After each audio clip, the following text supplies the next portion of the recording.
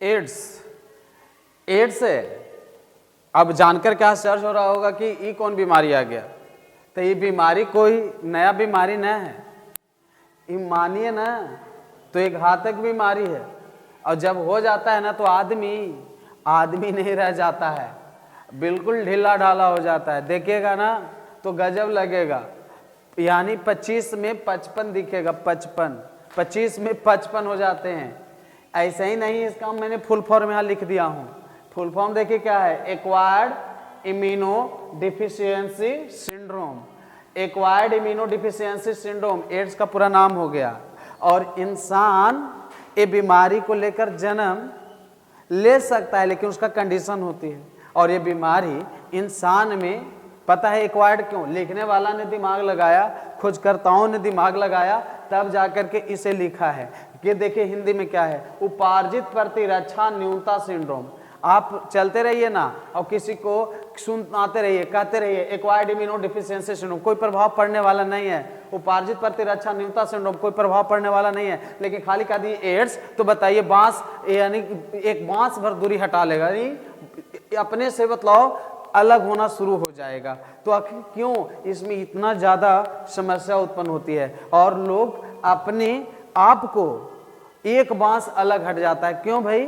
क्योंकि यह घातक बीमारी है। लेकिन इसको यह सब नाम से जानकारी दीजिए ना तो कोई फर्क पड़ने वाला नहीं है। तो इसका नाम एड्स हुआ, एक्वायर्ड इम्यूनो डिफिशियंसी सिंड्रोम। साल भर में भारत सरकार और पूरे वर्ल्ड भर में इसको देखा जाए WHO के हिसाब से तो 1 दिसंबर होती है, एक बार हर एक साल 1 दिसंबर को एड्स दिवस के रूप में मनाया जाता है। तो 1 दिसंबर को एड्स दिवस मनाया जाता है। और एड्स दिवस के दिन आप देखिएगा तो पता चलेगा कि वह एड्स का जो प्रतीक होता है, पेपर, अखबार, न्यूज चैनल पर चलता है तो देखो होंगे लाल रंग का रिबन होता है।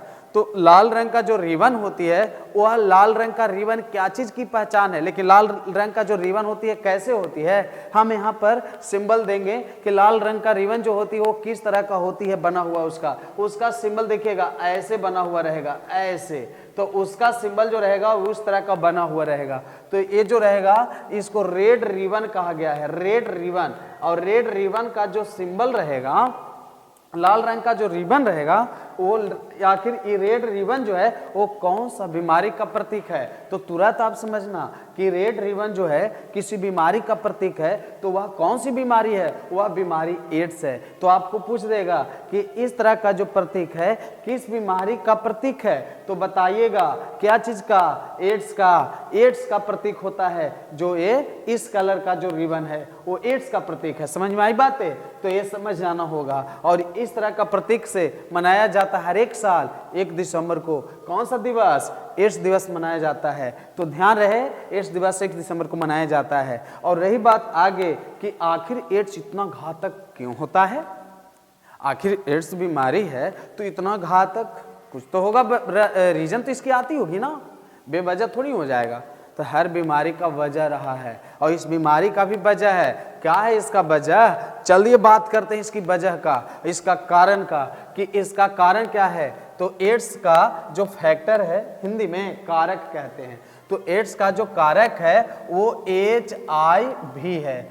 फुल फॉर्म जानेंगे, इसका फुल फॉर्म होता है इम्यून, यहां देखना है ह्यूमन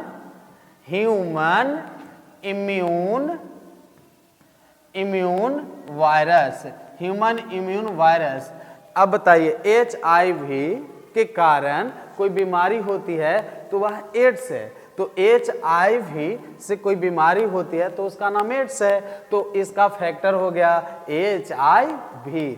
अब जानकारी के आधार पर हमारा रिपोर्ट आया है कि ये संसार में, इंडिया में नहीं, ये संसार में, यदि संसार में इसकी बात किया जाए तो संसार में अफ्रीका के किसी क्षेत्र से इस बीमारी का आगमन हुआ है। अफ्रीका के किसी क्षेत्र से इस बीमारी का, कौन बीमारी का? एड्स का आगमन हुआ है। तो एड्स जैसे बीमारी अफ्रीका जैसे क्षेत्रों से हुआ है। लेकिन आप आइए आप भारत में, आप भारत के निवासी हैं, भारत के मूल निवासी हैं ना, तो समझिए, जानिए इसके बारे में। यदि हो जाता है तो आदमी की कहानी खत्म हो जाता है और बात इसकी करते हैं कि इंडिया में आखिर एक कहाँ से आया ये बीमारी। तो इंडिया में चेन्नई का नाम सुने हैं ना, चेन्नई का। तो इंडिया में चेन्नई के शहर यानी इंडिया में चेन्नई के शहर से ये बीमारी आया। और जानते हैं किसके घर से? बेश्याओं के घर से।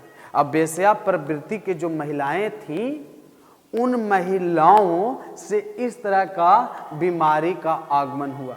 जरा सोचिए कि इस प्रकार की बीमारी का यदि आगमन हुआ है तो बेश्या प्रवृत्ति की जो महिलाएं थी उनके घर से, और इंडिया में कहाँ से? चेन्नई से शुरू हुआ। इसके लिए हमारे यहाँ 1986 में जब सर्वेक्षण किया गया इंडिया में, तब ये बीमारी आया। इसमें भी याद कीजिए 1986 में इस बीमारी की जानकारी हुआ है, और इंडिया के किस शहर से हुआ है? तो चेन्नई से हुआ है। और इसकी समरी आप देख रहे हैं कि एड्स जैसे घातक बीमारी का प्रकोप पूरे बताइए संसार में है। हमारे यहाँ 1986 में चेन्नई के उन घरों से हुआ जो बेश्या प्रवृत्ति का घर था, वहाँ से इस बीमारी का आगमन होती है।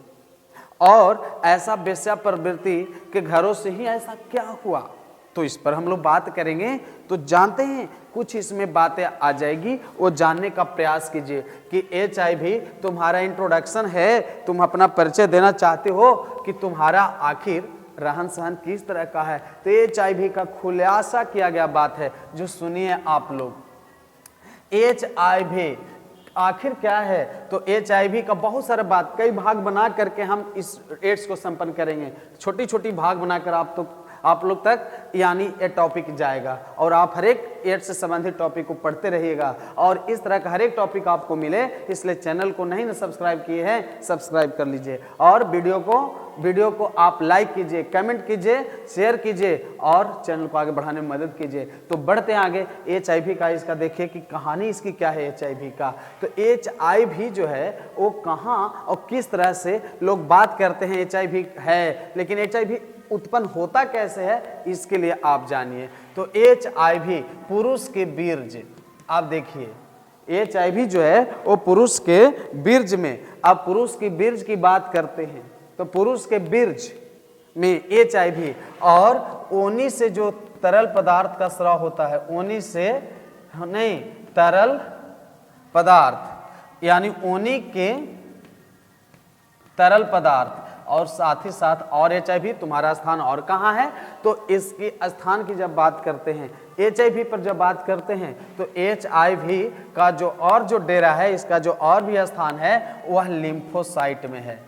कहाँ है? लिम्फोसाइट में। और लिम्फोसाइट क्या है? WBC का हिस्सा है। और लिम्फोसाइट में T4 एक लिम्फोसाइट है। लिम्फोसाइट का वर्ग है T4, और T4 लिम्फोसाइट ओनी के स्राव और बीर्ज में यदि किसी का स्थान है तो वह HIV का है। और यदि वो बेश्या प्रवृत्ति की जो महिलाएं रही होंगी, अब जानिए कि कितने पुरुष के बीर्ज के संपर्क में आई होंगी और उनके ओनी से तरल पदार्थ का स्राव हुआ होगा, और इनसे HIV का विकास हुआ होगा। और HIV चूंकि T4 लिम्फोसाइट जो है, ये T4 लिम्फोसाइट की जब बात करते हैं तो T4 लिम्फोसाइट का जो बात करते हैं तो T4 लिम्फोसाइट हमारे बॉडी में जो है एंटीबॉडी तैयार करता है। तो हमारे शरीर में एंटीबॉडी तैयार कौन कर रहा है? T4, और रोगों से लड़ने की क्षमता रखता है हमारे शरीर में। तो हमारे शरीर में रोगों से लड़ने की जो क्षमता रखता है वो T4 लिम्फोसाइट है। और T4 लिम्फोसाइट में यदि HIV का संक्रमण तेज हो जाए तो बताओ, जरा सोचो कि T4 लिम्फोसाइट अब काम नहीं करेगा और हमारे शरीर में नहीं बनाएगा, क्या नहीं बनाएगा? एंटीबॉडी। और जब शरीर में एंटीबॉडी नहीं बनेगा तो शरीर में बीमारी से लड़ने की क्षमता कैसे रहेगी? और शरीर में बीमारी, जो छोटी छोटी जो बीमारी है, वह बीमारी हमारे शरीर में जगह बना लेता है, और उसी बीमारी का जगह बन जाने के कारण हम प्रभावित हो जाते हैं, और जितना भी बीमारी है वह शरीर में आ जाता है। इसीलिए तो यहाँ पर लिखा हूँ सिंड्रोम। यह सिंड्रोम क्या है? बीमारियों का लक्षण का समूह होता है जो यहाँ पर सिंड्रोम है। सिंड्रोम यानी बीमारियों के लक्षण का समूह, और जो भी बीमारी है इसमें व्यक्ति सबसे पहले निमोनिया से ग्रसित होता है, इन्फ्लुएंजा हो जाती है, साथ ही साथ उस व्यक्ति को बुखार रहता है, और उनको कै दस्त होता है, पेट खराब होती है, चक्कर आता है, और वह मानसिक रोग का शिकार हो जाता है। ऐसे तमाम तरह का लक्षण इस बीमारी में आता है, और उस बीमारी को हम लोग एड्स के नाम से जानते हैं। और इस बीमारी में HIV यदि किसी व्यक्ति में आ गया तो याद रखिए इसका जो इनक्यूबेशन पीरियड है,